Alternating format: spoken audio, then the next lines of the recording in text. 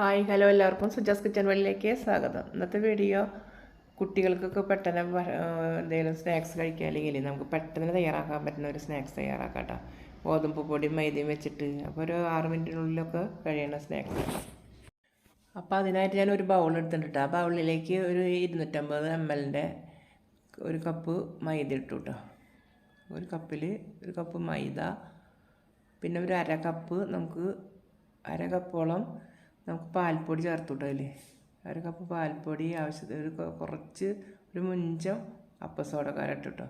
പിന്നെ ആവശ്യത്തിനുള്ള ഉപ്പും ചേർക്കുക. അതിൽ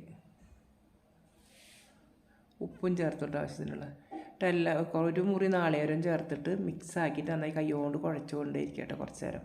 ഒരു 5 മിനിറ്റ് ഇങ്ങനെ തിരുമ്പി ആ പൊടിയോട് കൂടി കുഴയ്ക്കുക. അപ്പോൾ നാളികേരത്തിൻ്റെ പാലൊക്കെ ആ പൊടിയിൽ പിടിച്ച് നല്ല മിക്സ് ആവണം കേട്ടോ. അപ്പോൾ പാൽപ്പൊടിയും എല്ലാം കൂടിയിട്ട് മിക്സ് ആക്കിയിട്ട് നമുക്ക് നന്നായി തിരുമ്പി ഒന്ന് യോജിപ്പിച്ചെടുക്കട്ടെ പൊടിയിൽ. അതിന് ശേഷം ഈ പൊടി ഉണ്ടല്ലോ, നമ്മളൊരു പാൻ വെച്ച് ചൂടായിട്ട് ആ ചൂടായപ്പോൾ ആ പാനിൽ ഒരു ടീസ്പൂൺ നെയ്യിട്ടു. നെയ്യിട്ടതിന് ശേഷം ഈ പൊടി അതിലേക്ക് ഇടുക കേട്ടോ. എല്ലാം കൂടി തിരുമ്പി നാളേരൊക്കെ കൂടി തിരുമ്പി പൊടിയില്ല ഒന്ന് വറുത്തെടുക്കുക കേട്ടോ. ചെറുതായി ഒന്ന് വറുത്ത് എടുക്കുക. നല്ലൊരു മണം വരുമ്പോൾ നമുക്ക് അത്രയും മതിയിട്ട്, അധികം ചുവപ്പ് കളറാവണ്ട, ഒരു മീഡിയം ഇതിൽ വറുത്തെടുക്കുക നമുക്ക്. ഇപ്പോൾ ഒരു കളറൊക്കെ മാറി തുടങ്ങിയിട്ടുണ്ട്. അപ്പോൾ നമ്മൾ അതിലേക്ക് ഒരു കപ്പ് പാൽ ആദ്യം ഒഴിച്ചു വിട്ടോ. 250 ml തന്നെ കപ്പിൽ ഒരു കപ്പ് പാൽ, രണ്ടാമത്തെ കപ്പ് ഒഴിച്ചു. അപ്പോൾ 2 കപ്പ് പാൽ ഒഴിച്ചു. ഇനി അതിൽ മിക്സാക്കി ഇളക്കി നന്നായി അതിൽ കിടന്നൊന്ന് വേവട്ടെ മാവ്. എന്നിട്ട് നമുക്ക് ആ പാൽ വലിച്ചെടുക്കണം കേട്ടോ നന്നായി. പാലൊക്കെ ഇത് വലിഞ്ഞ് കട്ടായി തുടങ്ങിയിട്ട് അപ്പോൾ നമ്മൾ ഒരു 1/2 കപ്പോളം മധുരത്തിന് വേണ്ടിയിട്ട് പഞ്ചസാര ചേർത്തു കേട്ടോ. പഞ്ചസാര ഇട്ടതിന് ശേഷം നന്നായി എല്ലാ മാവും ഒക്കെ കൂടിയിട്ട് നന്നായി ഒന്ന് ഇളക്കി യോജിപ്പിച്ചെടുക്കുക കേട്ടോ. ആ മധുരം എല്ലായിടത്തേക്കും ആവണ്ടേ. അപ്പോൾ അതിന് വേണ്ടിയിട്ട് നമ്മളൊന്ന് ഇളക്കി യോജിപ്പിച്ച് മാവിനെ എടുക്കുക കേട്ടോ. അതിന് ശേഷം ഇറക്കി വയ്ക്കുക. ഇനി നമുക്ക് ഇറക്കി വയ്ക്കാം കേട്ടോ. അപ്പോൾ ഇതൊരു ഇതെല്ലാം അവിടെ ആയിൻ്റെ. അപ്പോൾ ഇറക്കിയിട്ട് ഒരു പ്ലേറ്റിലേക്ക് ഇട്ടിട്ട് ഒരു 5 മിനിറ്റ് ചൂടാറാൻ വെച്ചതിന് ശേഷം കൈകൊണ്ട് നന്നായി മിക്സാക്കി കുഴച്ച് കൊടുക്കുക കേട്ടോ. അല്ലാതെ ഒന്ന് യോജിച്ച് കിട്ടാൻ നന്നായി ഒന്ന് കുഴച്ച് യോജിപ്പിച്ചെടുക്കണം കേട്ടോ. നല്ല മിക്സാക്കിയിട്ട് കൈകൊണ്ട് കുഴച്ചെടുക്കുക. നന്നായി കുഴ എല്ലാവിടെയും എത്തണം കേട്ടോ. അല്ലാതെ ഒന്ന് യോജിച്ച് കിട്ടാൻ വേണ്ടി കുഴച്ചൊക്കെ കറക്റ്റായി കിട്ടിയിട്ടുണ്ട്. അതിന് ശേഷം ഓരോ നമുക്ക് ആവശ്യമുള്ള കനത്തിൽ നമ്മൾ എത്ര വലുപ്പത്തിൽ ഉദ്ദേശിക്കുക അതിനനുസരിച്ചിട്ട് ഓരോ പൊടി കട്ട മാവുകൾ എടുക്കുക. ഇഷ്ടമുള്ള ഷേപ്പിൽ നമുക്ക് ഉണ്ടാക്കി തീർക്കാം കേട്ടോ അതിനെ. അപ്പോൾ ഞാനതൊരു സ്റ്റാറിൻ്റെ ആകൃതിയിലാണ് ഉണ്ടാക്കാൻ ഉദ്ദേശിക്കുന്നത്. അപ്പോൾ കയ്യിലിട്ട് ഒരു ഉരുള കുത്തിയതിന് ശേഷം കയ്യിലിട്ട് അടിയിൽ നിന്നിട്ട് പരത്തിയതിന് ശേഷം ഇതുപോലെ ഒന്നിങ്ങനെ സ്റ്റാറിൻ്റെ ആകൃതി ആക്കുക കേട്ടോ.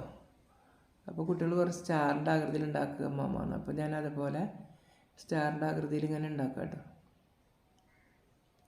കുട്ടികൾക്ക് കാണാനും അപ്പോൾ ഇഷ്ടപ്പെട്ടു, അവർ കഴിക്കുകയും ചെയ്തു. നല്ല ടേസ്റ്റ് കേട്ടോ. പാൽപ്പൊടിയും നാളികേരം എല്ലാം ഉള്ള കാരണം പാലിലല്ല വെള്ളത്തിലല്ല കുഴച്ച് കൊടുക്കുന്നത്, പാലിലും കൂടി നമ്മൾ ഇത് കുഴച്ച കാരണം നല്ല ടേസ്റ്റിൽ ഇട്ടാൽ കഴിക്കാൻ. ഇനി ഇതൊന്ന് ഫ്രൈ ചെയ്തെടുക്കുമ്പോൾ ഒന്നുകൂടി നല്ല ടേസ്റ്റായി കഴിക്കാൻ.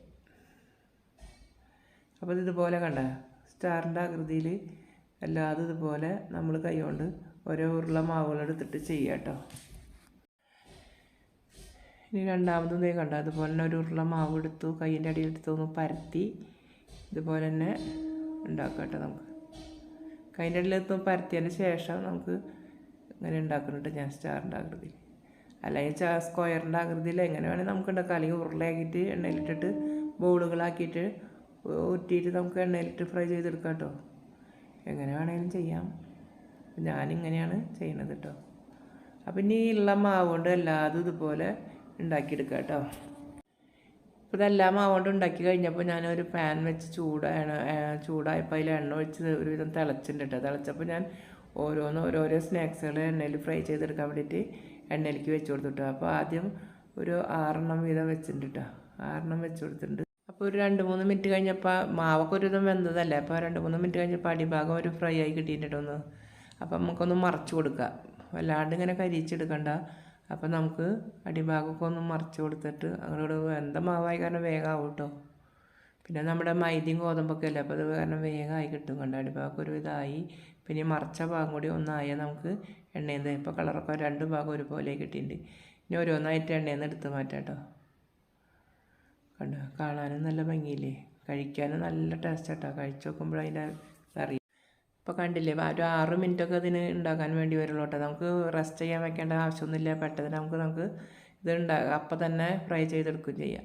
അപ്പോൾ എല്ലാവരും ഇതുപോലെ ചെയ്ത് നോക്കിയിട്ട് എല്ലാവർക്കും ഇഷ്ടപ്പെട്ടെങ്കിൽ സബ്സ്ക്രൈബ് ചെയ്യുക, ലൈക്ക് ചെയ്യുക, ഷെയർ ചെയ്യുക, ബെൽ ബട്ടൺ അമർത്താം കേട്ടോ. പുതുതായി എല്ലാവരും കാണുന്നവരുണ്ടെങ്കിൽ ദയവ് ചെയ്ത് സബ്സ്ക്രൈബ് ചെയ്യണം കേട്ടോ. എല്ലാവർക്കും ബൈ.